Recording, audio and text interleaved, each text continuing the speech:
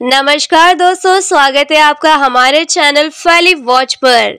तो दोस्तों हाजिर हो चुके हैं आपके सामने एक और इंटरेस्टिंग कहानी के साथ, जहां आप देखने वाले हैं कि एक ज़ॉम्बी माँ अपनी छोटी सी बच्ची का शिकार करना चाहती है, पर क्या उसका बेटा बचा पाएगा अपनी बहन को या बन जाएगा अपनी ही माँ का शिकार। दोस्तों आगे बढ़ने से पहले आप इस चैनल पर नए हैं तो इसे सब्सक्राइब कर दीजिए और साथ ही यह वीडियो आपको अच्छा लगे तो इसे लाइक करना ना भूले। चलिए कहानी को शुरू करते हैं। तो दोस्तों कहानी की शुरुआत में मॉन्ट्रियल के आइलैंड को दिखाया जाता है। यहाँ गोल्फ क्लब फील्ड के लिए एक बायोटेक कंपनी को हायर किया जाता है। इस कंपनी के एम्प्लॉय एक खास तरह के फर्टिलाइजर का इस्तेमाल करते हैं, जिनका यूज करके सर्दियों में जमी हुई बर्फ को पिघलाकर घास को ताजा रखा जा सकता है, ताकि ये जो अमीर लोग हैं ना वो साल भर गोल्फ खेल सके, उन्हें कोई बाधा ना आए। अगले दिन एक डैन नाम के सिक्योरिटी गार्ड को दिखाया जाता है, जो अपने घर के लिए सारा राशन इकट्ठा कर रहा है। डैन को रेडियो शो सुनना बहुत पसंद था। वो हमेशा ऐसे टॉक शो सुनता रहता था जिसमें बताया जाता था कि इंसान के ऊपर कभी भी कुछ भी हमला हो सकता है। डैन यहाँ पे खुद को प्रिपेयर करने लग जाता है, क्योंकि अनचाही मुसीबत कभी भी इंसान के लिए आ सकती है। अब इस प्रिपरेशन में वो सबसे पहले बिना माचिस के आग कैसे जलाएं ये सीख रहा होता है। इसके लिए वो अपने शॉटगन से पाउडर का इस्तेमाल करता है, लेकिन जैसे ही वो उस पाउडर का इस्तेमाल करता है, एक बड़ा सा धमाका होने के कारण उसका आईब्रो जल जाता है।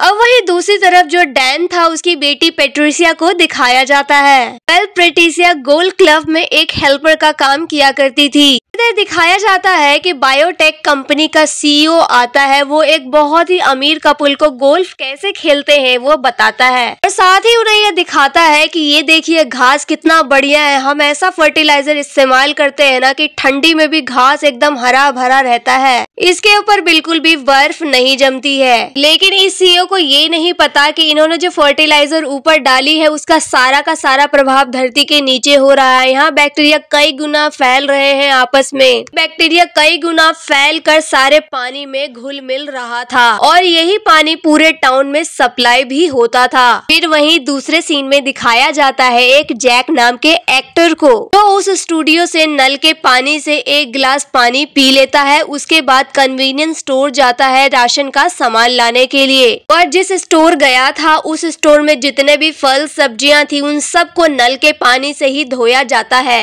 अब जैक्स को यहाँ चक्कर आता, बड़ा अजीब फील होता है, लेकिन वो इन चीजों को इग्नोर कर जल्दी जल्दी घर पहुँचने की कोशिश करता है। जैसे जैसे वो घर पहुँचता है उसकी आंखें जो है पूरी ग्रीन हो जाती है।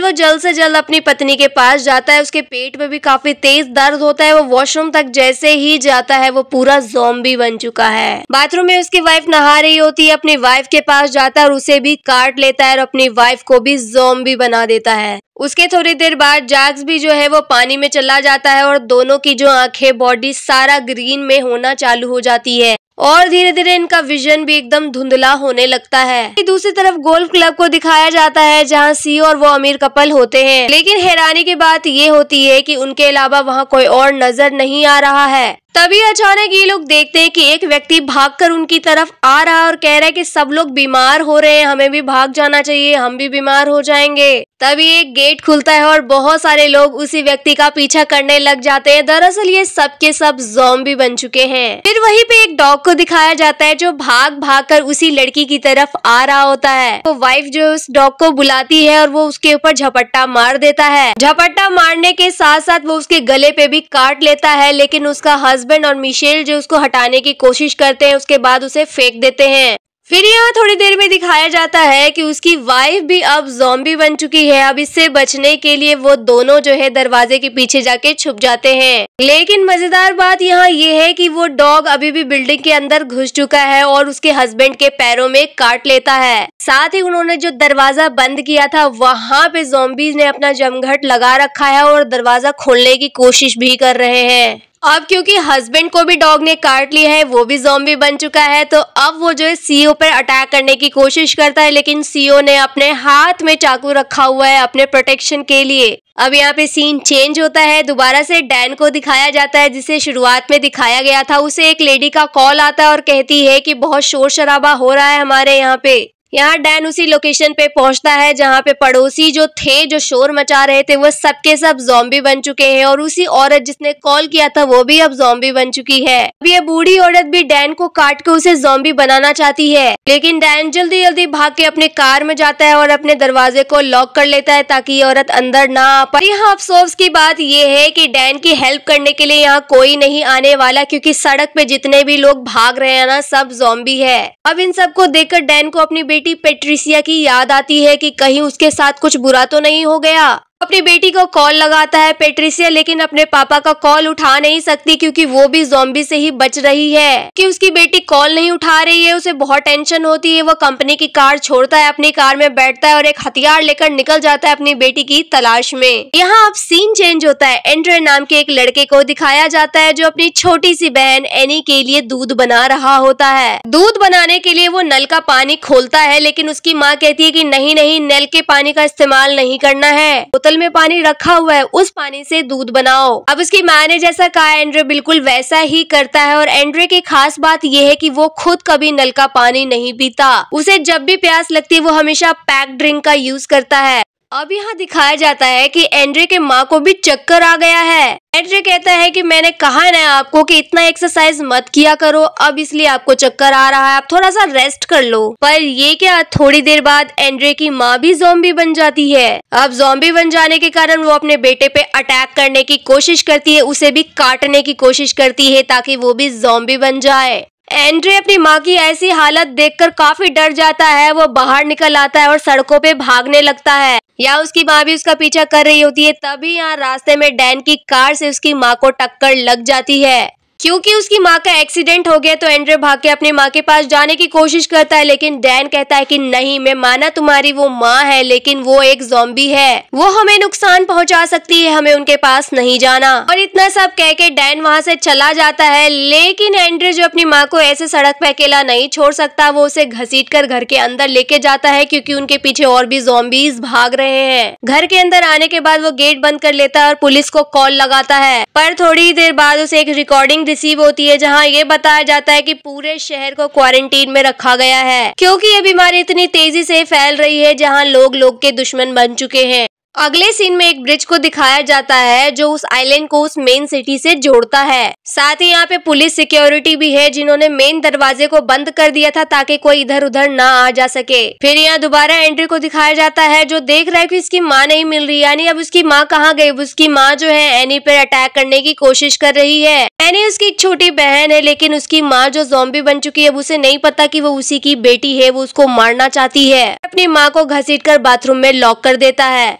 यहाँ उसकी माँ की नजर शावर से टपकते हुए पानी पे पड़ती है, जिसके कारण वो पानी में घुस जाती है। इधर उसकी बहन एनी लगातार रोती ही जा रही है। अपनी बहन को वो चुप कराने की कोशिश करता है क्योंकि उसकी आवाज से और भी ज़ॉम्बीज आ रहे हैं। एंड्रे अपनी बहन की आवाज को कम करने के लिए उसे तकिया वगैरह से ढक देता है ताकि इसकी आवाज बाहर ना जा सके और ज्यादा से ज्यादा ज़ॉम्बी उसके गेट पे इकट्ठा ना हो पाए। यहाँ आवाज बाहर नहीं जा रही है, जिस कारण ज़ॉम्बी जो बाहर खड़े थे वो वापस चले जाते हैं। फिर दिखाया जाता है कि एंड्रे की पेट जो कि एक कैट है वो खिड़की से अंदर आती है और उसी की मदद से एक और ज़ॉम्बी अंदर आता है। वो ज़ॉम्बी एंड्रे को पकड़ना चाहता है, लेकिन एंड्रे बाहर भाग जाता है। अगले सीन में यहाँ पेट्रिसिया को दिखाया जाता है जो ज़ॉम्बी से बचने के लिए एक गैराज में छुपी हुई है। हेल्प के लिए वो अपने डैड को कॉल लगाती है। डैन वहाँ पहुँच जाता है। वो यह देखता है कि गैराज के बाहर तो बहुत सारे ज़ॉम्बीज हैं और वो चाकू निकालकर एक एक करके सबको मार देता है। उसके बाद वो अंदर जाता है। उसी वक्त ब्रिज पे मौजूद सारे पुलिस वाले हट जाते हैं क्योंकि वो ज़ॉम्बी से अफेक्टेड एरिया को बॉम्ब से उड़ाना चाहते हैं, जिस कारण वहाँ पे पावर कट हो जाता है। अगले दिन एनी की केयर टेकर को दिखाया जाता है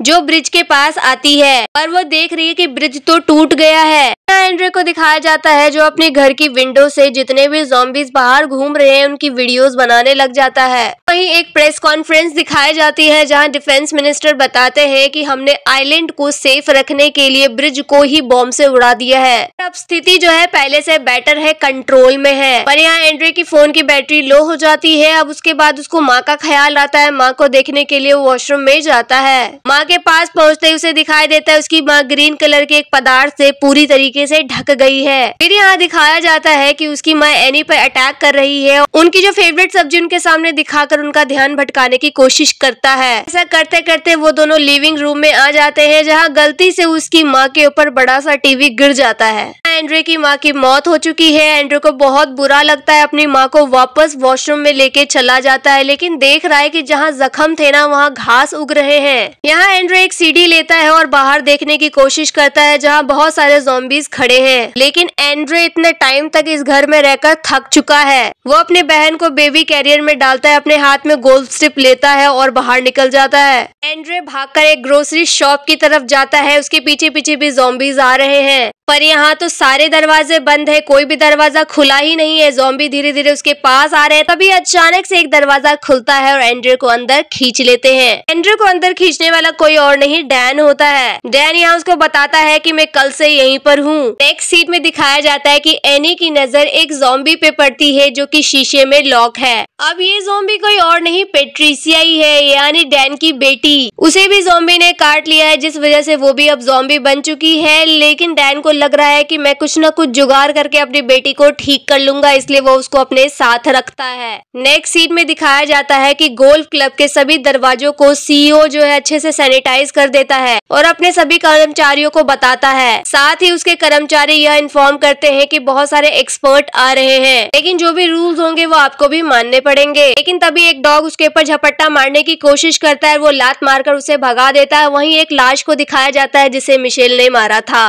डैन को दिखाया जाता है जो आग जलाने की बहुत कोशिश कर रहा है, लेकिन आग जल नहीं रहा। एंड्रे उसे लाइटर देता है और उससे वो लोग आग जलाते हैं। अब ये लोग खाना खा रहे हैं और जो डैन का फेवरेट रेडियो शो है वो भी साथ में सुन रहे हैं। इस टॉक शो में ज़ॉम्बीज अटैक के लिए आतंकवादियों को जिम्मेदार ठहराया जाता है। साथ ही उस शो का होस्ट डिफेंस मिनिस्टर का इंटरव्यू भी लेता है, लेकिन वो सीधे सवालों का सीधा जवाब नहीं देते, घुमा फिरा के देते हैं। यहाँ होस्ट को शक हो जाता है गवर्नमेंट ज़ॉम्बी से बचने के लिए लोगों की जान की बलिदान दिए जा रहे हैं, कुछ खास कर नहीं रहे हैं। यहाँ डैन रेडियो स्टेशन में कॉल लगाकर बताता है कि अभी भी कुछ लोग हैं जिन्हें हेल्प की जरूरत है, उन्हें मदद चाहिए। जो होस्ट है वो डैन से सारी डिटेल लेता है, वो कहाँ है, क्या कर रहे हैं, ताकि कोई भी इन्फेक्शन यहाँ तक ना फैल पाए। यहाँ डैन को गुस्सा आता है, फोन काट देता है। लेकिन डैन और एंड्रे एक मुद्दे के बारे में सोचने लग जाते हैं कि आखिर ये बीमारी फैली कैसे, आखिर इस इन्फेक्शन के फैलने का मेन कारण क्या था। अगर हमें रीजन पता चल जाए तो हम जल्दी से जल्दी वैक्सीन भी बना सकते हैं। डैन यहाँ विचार करके बताता है कि ये जो भी इन्फेक्शन फैला है ना, पानी की वजह से फैला है, क्योंकि नोटिस करना जितने भी लोग ज़ॉम्बी बने हैं ना, इन्होंने नल का पानी पिया है। और रही बात मेरी, तो मैंने भी कभी नल का पानी पिया ही नहीं, इसलिए मैं अभी तक ज़ॉम्बी नहीं बना, क्योंकि मुझे हमेशा डर रहता था कि टेररिस्ट लोग पानी में कुछ मिला ना दे और हमें मार ना दे, इसलिए मैं कभी नल का पानी नहीं पीता था।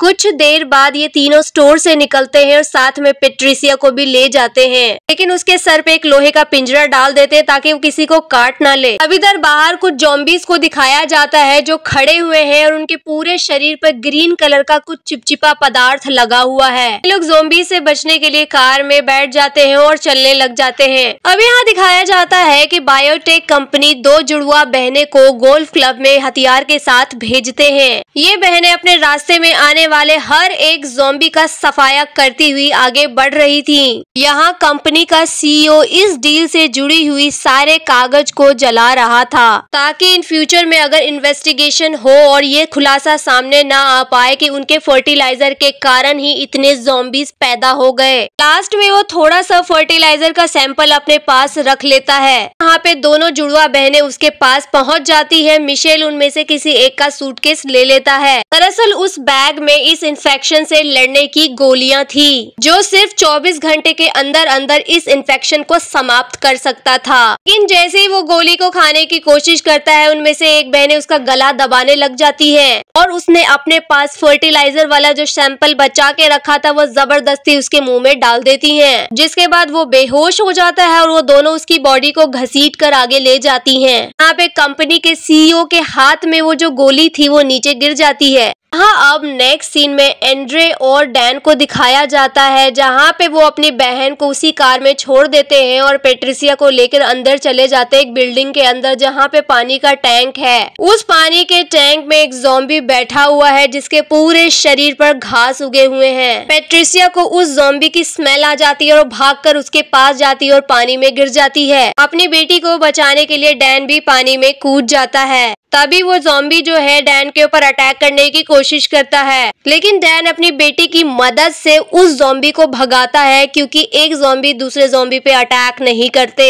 लेकिन तभी वही ज़ॉम्बी जो है एंड्रे के ऊपर अटैक करने की कोशिश करता है। एंड्रे भागकर बाहर आ जाता है। अब यहाँ एक नहीं बहुत सारे ज़ॉम्बी एंड्रे के पीछे पीछे भागने लग जाते हैं। डैन यहाँ अपनी बेटी को पानी से निकालने की जैसे ही कोशिश करता है उसका हाथ खींचता है, उसका हाथ उसके हाथ में आ जाता है, उसका पूरा बॉडी अलग हो जाता है। यहाँ एंड्रे जैसे तैसे भागकर कार के अंदर चला जाता है और डैन भी भागकर जो है कार के अंदर चला आता है, साथ में अपनी बेटी का बाजू भी ले आता है। कार के अंदर बैठकर डैन को एक आवाज आती है जो एक फोन की होती है। पेट्रिसिया का फोन होता है। उसके बाजू की फिंगर की मदद से वो उस फोन को अनलॉक कर देते हैं। यहाँ वो ध्यान से अपनी बेटी के हाथ को देखता है कि इतनी ठंडी में ऐसी घास कैसे उग गई है। तभी उसे ध्यान में आता है कि गोल्फ क्लब में एक एक्सपेरिमेंट किया गया था। यहाँ दूसरी तरफ दिखाया जाता है जुड़वा बहनों के पास जो बैग है उसमें गोलियां हैं। वो गोलियां ले लेकर जमीन पर फोड़ने लग जाती हैं क्योंकि गोल्फ क्लब में वो गोलियां तोड़ने की वजह से बहुत ज्यादा धुआं आ जाता है और डैन उस धुएं को नोटिस कर लेता है। एंड्रे यहाँ जल्दी से फोन निकालता है और सब कुछ रिकॉर्ड करने लग जाता है। अब ये लोग भागकर फ्रंट डोर की तरफ जाते हैं लेकिन वो लॉक होता है। यहाँ पे डैन ऑल्टरनेटिव तरीके से उस घर के ऊपर चढ़ने की कोशिश करता है। अंदर घुसने के बाद वो मेन दरवाजा खोल देता है ताकि जो बचे कुचे लोग हैं वो भी अंदर आ जाएं। यहाँ डैन और एंड्रे पूरी बिल्डिंग की चेकिंग करने लग जाते हैं। तभी उन्हें वो डॉग दिखाई देता है जिसके पूरी बॉडी पर घास उग चुके हैं। लेकिन तभी एनी जोर जोर से रोने लग जाती है। एंड्री को भी चक्कर आने लग जाता है।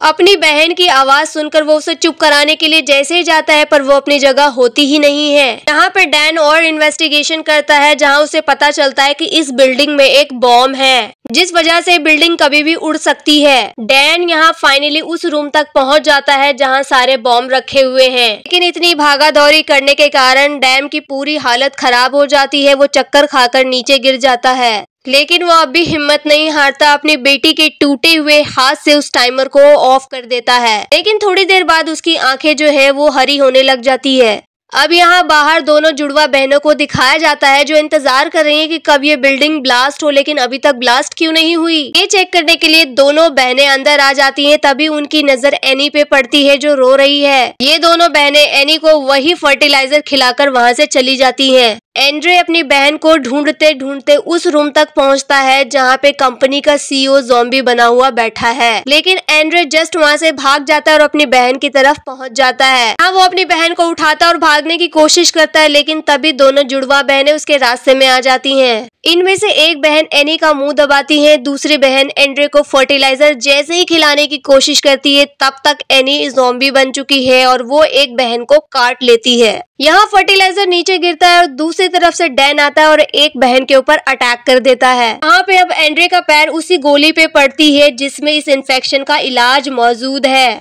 यहाँ उसके पैर से वो गोला टूट जाता है, चारों ओर धुआं हो जाता है। इस धुएं की वजह से एने और डैन भी ठीक होने लग जाते हैं, लेकिन डैन अब भी एंड्रे के ऊपर अटैक करने की कोशिश करता है। यहाँ पे दोनों जुड़वा बहनें को दिखाया जाता है जिन्हें डर लग रहा है कि अब हम भी मर जाएंगे, इसलिए वो दोनों अपने गन से एक दूसरे को शूट कर लेती हैं। नेक्स्ट सीन में दिखाया जाता है कि एंड्रे डैन के जैकेट से एक पुराना फोन निकालता है और उससे पेट्रिसिया के फोन पे कॉल लगाता है। यहाँ अब रिंग की आवाज से उस फोन को ढूंढ लेता है। उस फोन से वो वीडियो बनाने लग जाता है और अब तक उसके साथ जो जो घटा वो सब कुछ बयां कर देता है। साथ ही वो इस वीडियो में हेल्प मांग रहा है और इस वीडियो को इंटरनेट पे पब्लिश भी कर देता है। एंड्रे का ये वीडियो गवर्नमेंट तक पहुँच जाती है जो अपनी एक टीम को वहाँ भेजती है। इस टीम में जितने भी सोल्जर्स है उनके हाथों में फायर गन है। अपने रास्ते में आने वाले हर एक ज़ॉम्बी को उस फायर गन से जला देते हैं। एंड्रे को यहाँ पता चल जाता है कि गवर्नमेंट ने उसके लिए टीम भेज दी है। वो बिल्डिंग से बाहर निकलता है और हेल्प के लिए हाथ उठाता है। एंड्रे अपने हाथ में पेट्रिसिया का भी हाथ रखा हुआ है ताकि इसकी मदद से हो सके हम वैक्सीन बना सके। लेकिन तभी उसे ये पता चल रहा है कि सोल्जर्स के हाथ में जो फायर गन है उससे वो अपने रास्ते में आने वाले हर एक व्यक्ति को जला दे रहे हैं। एंड्रे को समझ में आ जाता है कि ये सोल्जर्स उसके हेल्प के लिए नहीं आए बल्कि जो भी इंसान यहाँ है जिंदा या मरा हुआ सबको खत्म करने आए हैं। अब यहाँ धीरे धीरे उसकी बहन भी ठीक हो जाती है और दूसरी तरफ डैन भी ठीक हो जाता है। लेकिन तभी सोल्जर्स उस बिल्डिंग के अंदर घुसकर डैन और उसकी बेटी को भी मार देते हैं। यहाँ दूसरा सीन दिखाया जाता है जहाँ डिफेंस मिनिस्टर एक भाषण दे रहे हैं और कह रहे हैं कि सारा हालात जो है काबू में कर लिया गया है, अब सब कुछ नॉर्मल है, इसलिए अब किसी को डरने की जरूरत नहीं है। वो एक मग से पानी पीते हैं जिसमें बायोटेक कंपनी का लोगो लगा हुआ है। इससे यह पता चलता है कि उन्होंने भी कंपनी से हाथ मिलाया था। अब इधर एंड्रे अपनी बहन को लेकर यहाँ वहाँ भटक रहा है जान बचाने के लिए। अचानक उसकी नजर एक बोट पर पड़ती है। दरअसल इस बोट को एनी की केयरटेकर ही लेकर आई थी। इस बोट में एंड्रे की तरह और भी कई वॉलंटियर्स थे और इस तरीके से एंड्रे और एनी की जान बच जाती है। एंड्रे को रियलाइज होता है कि उसके हाथ में पेट्रिसिया का जो हाथ है अब किसी काम का नहीं है, इसलिए वो उसे पानी में फेंक देता है। पानी में जाने के कारण मछली उसे खाने लग जाती है जिस वजह से मछली भी ज़ॉम्बी बन जाती है। तो दोस्तों इसी के साथ ये कहानी यहाँ खत्म हो जाती है। वेल ये कहानी आपको कितनी पसंद आई आप हमें कॉमेंट में जरूर बताइए। इसी तरह की और स्टोरीज के लिए आप हमारे चैनल को लाइक कीजिए, सब्सक्राइब कीजिए। धन्यवाद।